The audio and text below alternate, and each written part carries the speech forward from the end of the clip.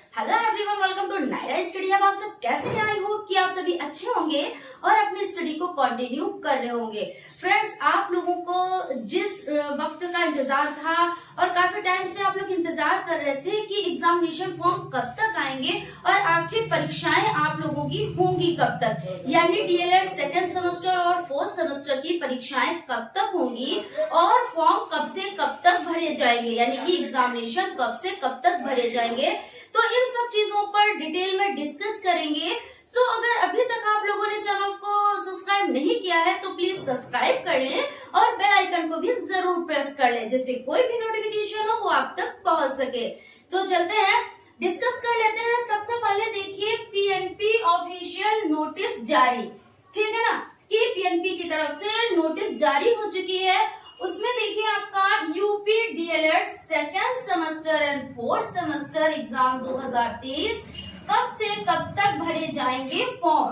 तो आप लोगों के फॉर्म कब से कब तक भरे जाएंगे, तो इस पर डिस्कस कर लेते हैं कि 7/12 यानी 7 दिसंबर 2023 से आपके 13 दिसंबर 2023 तक आप लोगों के फॉर्म फिल किए जाएंगे, ठीक है ना। उसके बाद एक दिन आप लोगों को और भी मिलेगा। ऐसा हो जाता है कि कभी कोई चूक से गलती हो जाती है, हालांकि गलती कोई जानबूझ के नहीं करता है, कुछ गलतियां हो जाती हैं, तो उसके लिए आपको एक दिन और भी मिलेगा।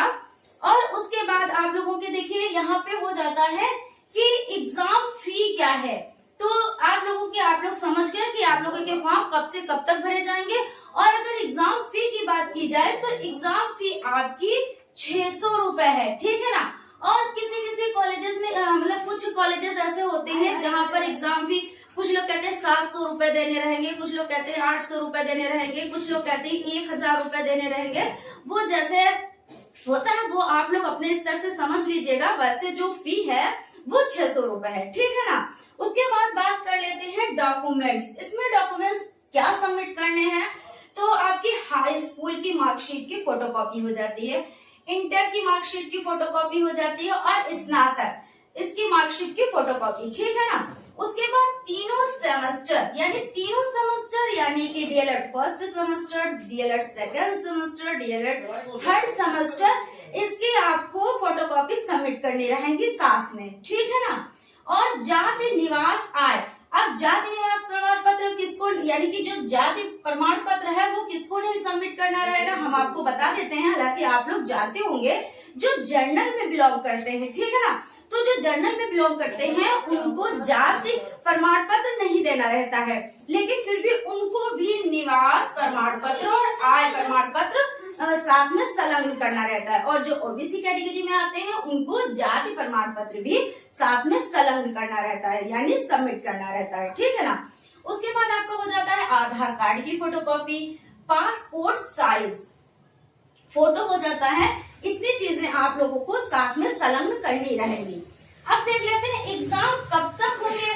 तो जैसा कि देखिए, एग्जाम होने की संभावनाएं जो बन रही हैं वो लास्ट दिसंबर ही बन रही हैं, ठीक है ना। लेकिन अगर किसी वजह से, जैसे कि मान लीजिए भाई 13 दिसंबर तक फॉर्म फिल किए जाएंगे और उसमें क्या 3 वीक, कम से कम नहीं 3 वीक तो आपको 2 वीक, यानी कि मान लीजिए 14 से 15 दिन आपको देने रहेंगे, है ना। उसके बाद ही एग्जाम कराए जाते हैं। तो यानी कि मान लीजिए दिसंबर लास्ट तक आप लोगों के एग्जाम हो सकते हैं। लेकिन बाई चांस ऐसा हो गया कि अगर दिसंबर लास्ट वीक में अगर आप लोगों के एग्जाम नहीं होंगे तो कब तक होंगे, तो हो सकता है कि जनवरी फर्स्ट वीक में आप लोगों के एग्जाम करा लिए जाए। लेकिन आप लोग जो तैयारी कर रहे हैं वो तैयारी आपको उसी तरह से करनी है जिस तरह से आप लोग कर रहे थे, यानी दिसंबर मान के कर रहे थे। और आप 99% मान के चलिए दिसंबर लास्ट में ही आप लोगों के एग्जाम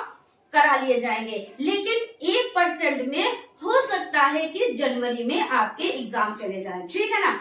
लेकिन जनवरी में एग्जाम अगर जाते भी हैं तो टाइम आपको कितना, जैसे कि अगर दिसंबर लास्ट में आपका एग्जाम हुआ और बाई चांस दिसंबर लास्ट में ना होकर जनवरी फर्स्ट वीक में हो रहा है एग्जाम, ठीक है ना, तो उसमें कितना गैप है, बहुत ज्यादा 1 वीक का, है ना। मान लीजिए 1 सप्ताह यानी कि 7 दिन, बहुत ज्यादा 8 से 9 दिन।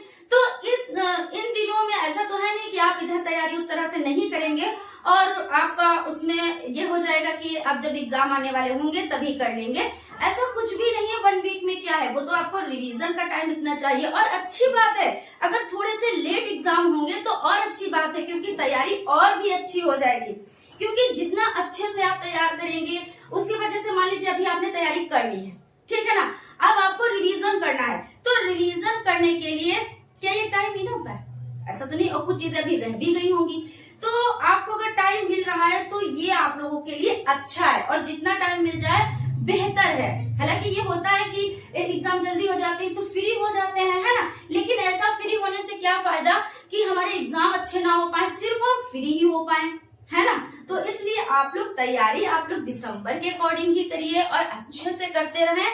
और ये है कि हाँ, हो सकता है दिसंबर में ना होकर जनवरी में हो जाए, तो आप तैयारी अपनी दिसंबर के अकॉर्डिंग रखें, ठीक है ना। यहाँ तो हो गया आपका।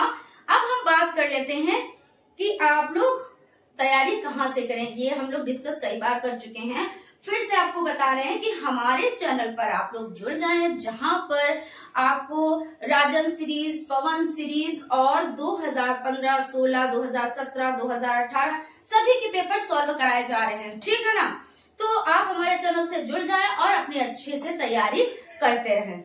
तो फ्रेंड, अगर कहीं पर कुछ आपको जैसे कि कोई चीज क्लियर नहीं है, कोई चीज आपको क्लियर करनी है, तो प्लीज आप लोग कमेंट बॉक्स में कमेंट करें, हम उसका रिप्लाई आप लोगों को जरूर से जरूर देंगे। मिलते हैं क्लास में, तब तक आप लोग अपना ख्याल रखें और स्टडी को कंटिन्यू करें। Thank you.